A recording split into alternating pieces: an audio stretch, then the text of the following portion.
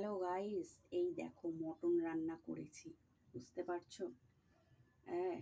আর কি তেল বেরিয়েছে, এইটা কিন্তু আমি অনলাইনে বুক করেছি, বুঝতে পারছো? বুক করে এই দেখো মাংসটা রান্না করেছি। হ্যাঁ। এবার আমি যখন মশলাটা মাখাচ্ছিলাম তখনই বুঝতে পেরেছি যে মাংসটা খুব ভালো হবে। আর কি তেল বেরিয়েছে দেখো মাংসটা থেকে। আর পিসগুলো দেখবে, দাঁড়াও, অনলাইন থেকে নিয়েছি তো, দাঁড়াও তোমাদের পিসগুলো দেখাই। এরকম মনে হয় দোকানেও পিস তোমাকে কেটে দেবে না। এই দেখো, দাঁড়াও, এই দেখো, দেখেছো পিসটা? শুধু পিসটা দেখো, একটা পিস, বুঝতে পারছো? হুম। বাট এই রান্নাটা তোমাদেরকে দিয়ে দেবো, তোমরা পেয়ে যাবে আমি কেমনভাবে রান্না করছি। আর তোমাদেরকে একটা কথা বলার আছে, সেটা হচ্ছে যতটা পারবে না ঘরের খাবার খাবে, ঠিক আছে? ঘরের খাবার খাবে, বাইরের খাবার অ্যাভয়েড করে চলো।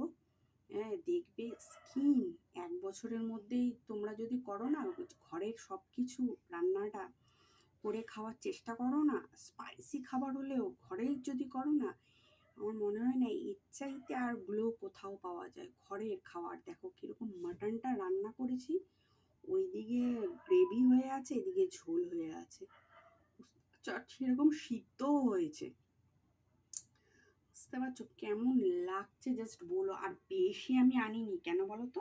দেখবে, আর একটা জিনিস দেখাই। এই দেখো, এখানে 1 কেজির মতন চিকেন আছে, দেখতে পাচ্ছ? চিকেন, এই চিকেনটাকেও আবার রান্না করব, বুঝতে পারছো?